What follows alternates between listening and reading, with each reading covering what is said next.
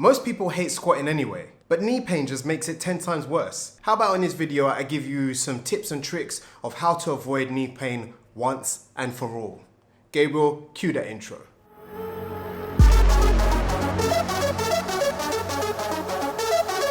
What's going on, Super Saiyans? Gabriel Sey, aka The Truth, back with another Teach Me Tuesday. That's what's up. Apologies for not posting one last week, but these ideas need to come, they need to be inspired by something. And if it's not inspired, it's hard to create. So I was inspired this morning by a subscriber who messaged me on Instagram. Hey Gabriel, I just watched your video from about 6 months ago regarding the Smith machine squats versus barbell squats. And I've watched a good amount of your content before and it's always helpful. I do have a question though. You said it's great for keeping everything in line. What about the Smith machines that run at an angle? The gym I'm currently using has a Smith machine that runs at an angle. Any help would be appreciated. Thank you for sending the question. Thank you for inspiring this video. So yes, that video that I made, I was talking about the straight up and down Smith machine. I really hate the Smith machines that go at an angle. They work quite well for bench because although you don't have the arc pattern, it does simulate kind of like an angular motion when you're bench pressing. Besides the point. So yes, as I mentioned in my previous video, squatting on the Smith machine is helpful to have as part of your training regime because it keeps your body in alignment. So everything should fire as it goes up and comes down. And one of the key factors when it comes to knee pain is poor alignment, along with a few other things which I'm going to explain right now. So specifically, let's look at patellar tendon. So that's the most common. I mean, they call it the jumper's knee. Me personally, I've had it for time. Like from the basketball, like all the sports that I've done throughout my life is compounded and it's developed into patellar tendonitis that it comes and goes. Now, what you need to understand is that the tendon that runs, so you've got the muscles that come down towards your knee and it goes under the patella to then attach to the bone. So if you think of it, it sits in a groove and it needs to stay in that groove for it to be running efficiently. If it moves from side to side or comes out of the groove, then that's when you start getting a lot of knee pain.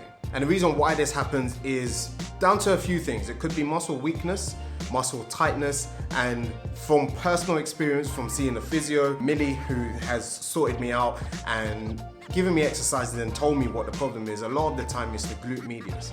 Something I've been working on for a very long time. So that's why I thought, let me combine this video. Let me show you how to work your alignment if you don't have that Smith machine. We'll also give you a few other tips to help you just eliminate knee pain, full stop. But disclaimer, if it is really bad, go and see a physio. It's not everything that you can self-diagnose and it's not everything that you can figure out through YouTube. That being said, number one, mobility.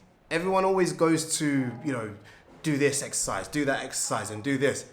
You're tight. You're tight in areas which is stopping you from when I went to one physio and they said to me, oh, your back tightness is making your glute not fire properly and then that's causing the knee. Wait, but I said my knee. And it was, yeah, but your back, but my knee. It all connects. It all connects. So mobility, if you're loose all around, it will allow your body to move how it's meant to.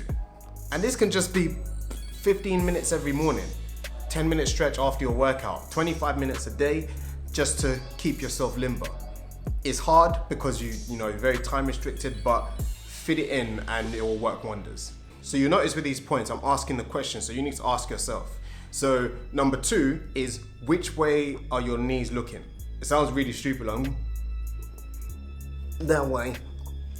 But when I saw Millie and she was like, oh, your knees point outwards. And I looked down and I was like, right, they do. I've never really noticed that, but it plays a big part in your foot position. I'm in awe of Matt Ogus's squat. Matt Ogus's squat, like I could just watch it and I'm just like, oh, it just looks so smooth. His feet are always, it's just like that, close together, and it looks very smooth. But with my knees pointing outwards, I can't keep my feet straight like that because look at the difference. So already it's pulling. Do you get what I mean? So this is when like the amount of times that I say everyone is built differently is even more cemented now because look at just that. You look at probably Matt Ogus's knee, his knee is dead straight And Naisha is a perfect example. She can keep her feet dead straight like this, still be able to push her hips out, and her knee still runs over her second toe. If I do that, it just looks silly, and it's just pulling too much. So see which way your knees point and try and align that with your foot. Number 3, do you lean forward too much? So the common thing, and this is why the Smith machine came into work with my clients for one, and also work with myself, like trying to rehab and all that kind of stuff, especially in the beginning stage. You want to work from something that allows you to correct things, as opposed to just, oh, I need to rehab and then going back to old habits. So this keeps you in the right alignment, because all that happens a lot of the time with a lot of people, especially if you're tight in certain areas, you'll go to squat down, and rather than it going straight up and down, you're leaning forward. When you're leaning forward, you're going onto your toes a bit more. When you go into your toes a bit more, it's then putting a lot of pressure on your knees. So then when you're pushing back up, you're pushing through your toes, which is pushing through your knee, and then that just exacerbates knee pain. And number 4, do your knees cave in at any point? You'll see some people, they squat tons, like they squat like heavy weight, but you'll still see their knees cave in a little bit. When it gets super heavy, there's certain things that you can't control, but when you see people warming up and they're still letting their knees cave in, that's when like something needs to be addressed, because although you're able to do it at that time, it's compounding a problem, because something is tight, forcing you to pull for your knees to cave in. Which follows on to point number 5, which is, do you sit in the bucket?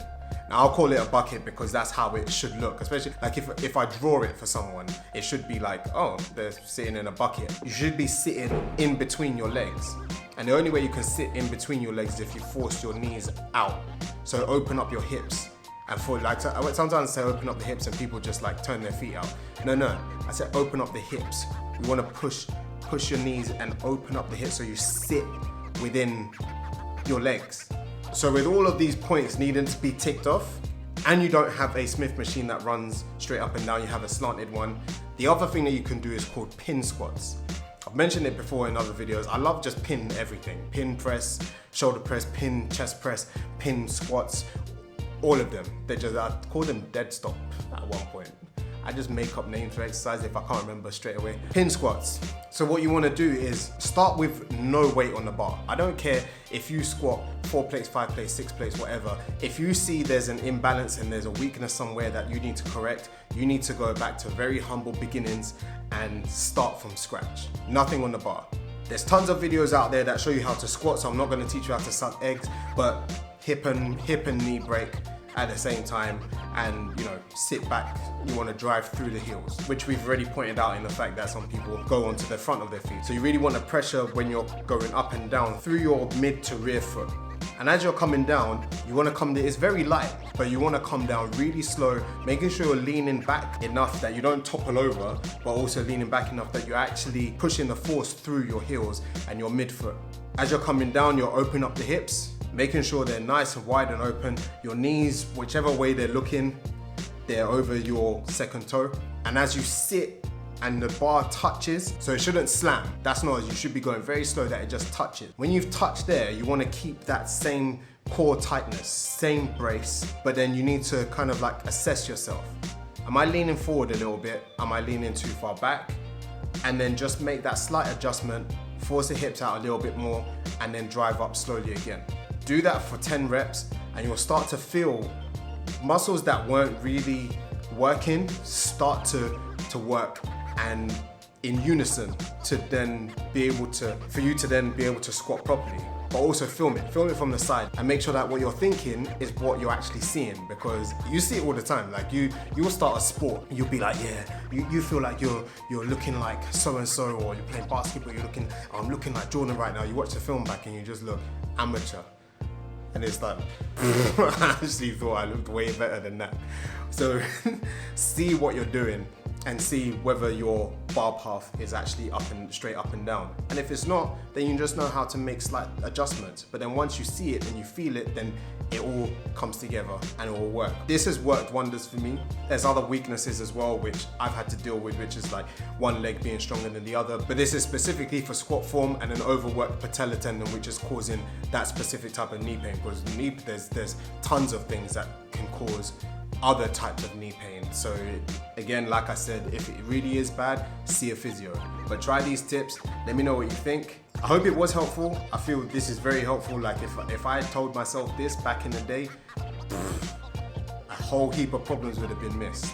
So if you did enjoy it, make sure you hit that like button, smash the ting, yeah? Smash the ting. Don't forget to leave a little comment. Oi, Gabe, I like this Teach Me Tuesday. I'm gonna forgive you for not posting last week. Don't forget to share it with a friend and subscribe if you're new, and I'll catch you guys on the next one. Peace. Whipping excursion. I gotta pick up that person. In the trap, whipping that working. You're not a gangster, you're just an internet version.